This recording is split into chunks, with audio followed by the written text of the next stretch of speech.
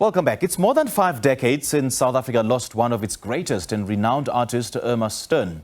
As part of the commemorations, a new exhibition of paintings and sculptures by Georgina Gratrix, in conversation with Irma Stern's artworks at the iconic painter's former home, has opened at the UCT Irma Stern Museum. To tell us more, we're now joined via Zoom by Nadja Daehnke, and she's the museum director of the UCT Irma Stern Museum. Nadja, very good morning. Thank you so much for joining us. Welcome.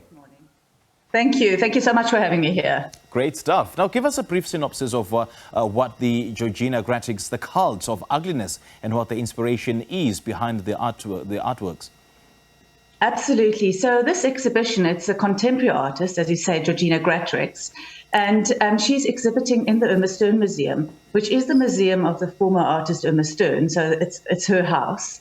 Where she lived and where she worked. And Georgina is in direct conversation with the work of Irma Stern and the thoughts of Irma Stern. So Georgina is bringing her own paintings to the space, and through that is exploring, her relationship to Irma Stern, her relationship to art making, to the history of art, etc. It also has to be said that Georgina was actually an artist in residence here, so most of the artworks were actually produced on site in a studio at the museum. What themes or subjects does she explore in this body of work? You know, it's quite diverse and quite complex, which is what makes it so fascinating. It's an exhibition that one can enter on multiple levels. So one exploration is hinted at by the title. So the whole notion of the ugly, the beautiful, who decides what is ugly, who decides what is beautiful, and how do the conventions of beauty and of ugliness change throughout history. That's one of the main themes that Georgina explores. Okay. And what sort of similarities do we see between her work and renowned South African artist Irma Stern? Oh, you know, it's such an interesting question, because part of the reason why Georgina was chosen as the artist in residence is because there are so many similarities. So on the one hand, there's a direct drawing on the artist Irma Stern. So Georgina, in some of her paintings, you will see that she uses iconography, she uses objects, she uses figures that appear in Irma Stern's work and reuses them, reinterprets them, and re-shows them in her own work. Yeah. So there's a direct kind of borrowing from, but there's also an indirect influence where she's very strongly influenced by the strong colorism of Irma Stern, the beautiful combination of very bright colors, and pushing the idea of what art is, really reinterpreting what a painting could be. And what makes Georgina Gratrix one of the most exciting and innovative artists on the South African contemporary art scene at the moment? Well, for me personally, it is just her sheer willingness to experiment. I think it's rare to find an artist who is so willing to push the boundaries and to try really very deeply grapple with what it is that art can be and how art can look and how we can interpret art. So that is what I personally find so very appealing about Georgina Gratrix. But also, obviously, visually, her work is fascinating. So we find at the museum that the audience finds multiple entry points into her art.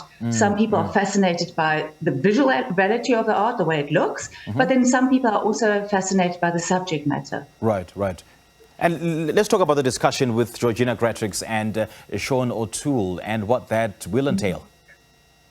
Yes, absolutely. Well, Sean is a writer and an art critic, so he's well known in the art circles as somebody who interprets art and brings a critical eye to the arts. He also happens to be a friend of Georgina's. So there's a long history of conversation between the two of them, where Sean is very intimately aware of Georgina's work. Sean also wrote a book on Irma Stern, so he's very familiar with Irma Stern's work. So the idea is that these artists and the critic, Sean and Georgina, are in conversation with each other, and through that explore the different themes and the different approaches that Georgina and Irma Stern bring to their work. And I believe Gratrix will include previously unexhibited paintings from her own collection, not so? Yes, exactly, which is very exciting. She went through her own personal archive and looked for works that hadn't been exhibited, and then found some that speak directly to the museum and to the project that she did whilst she was in studio here. So it's of course wonderful always to see such a well-exhibited artist bring out new works that hadn't been seen previously. And what else have you lined up as part of the museum's 50th anniversary? Well, there are more events around Georgina's show, not just the discussion of Sean OToole. There's also a lunchtime lecture, which is led by Matthew Partridge, which will also similarly explore Georgina Gratrix in relation to Irma Stern and in relation to the museum. We also have walkabouts by the artists, and then a workshop, which isn't led by Georgina, it's led by our education officer. And in that, people can come and just explore mark making, explore creativity, using a similar approach to what Georgina uses. Now, Nadja, do you get a sense that these young and upcoming artists do understand, the value and the extent of Irma Stern's legacy in the art scene? You know what I love? Absolutely. There is a great, now I want to use the word respect, but I think it's even deeper than that. There's a great understanding of Irma Stern as a seminal figure in South African art. But I also love how a lot of young artists don't come with just reverence. They also come with questions. And I think that's very important. What kind of questions are they asking?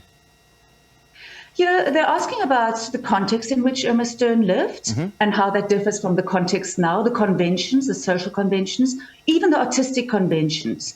So there is a kind of taking the legacy of Irma Stern and acknowledging its importance, but then saying, how is it relevant to us today? And how can it learn about how we have developed or should be developing as a society and as artists? Great point you made there, Nadja. And I suppose it leads to my next question, whether there is a disconnect between, the artist during Irma Stern's era, juxtapose that to nowadays, modern day artists in terms of the conversations that are being had as, after their art, as a result of their art. I think that makes Irma Stern be an artist that's still so much looked at and so much scholarship around her, because there isn't necessarily a disconnect. It is rather that she's reinterpreted. So it's not that there's a disconnect, but a reinterpretation, a re-looking at.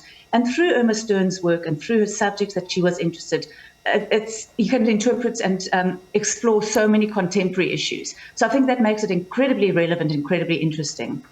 I was quite intrigued by Irma Stern's, one of her most famous artworks, that of The Eternal Child. So I know it's a very unfair question to ask, but what are some of her famous works?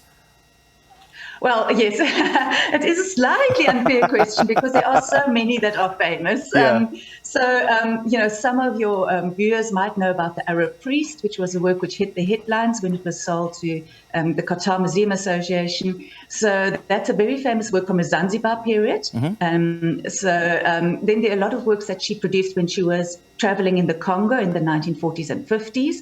And those are very famous. Behind me, you see hung in the museum some of the portraits she did. And a lot of those are also very famous. So there's a wide range of work that she's well known for.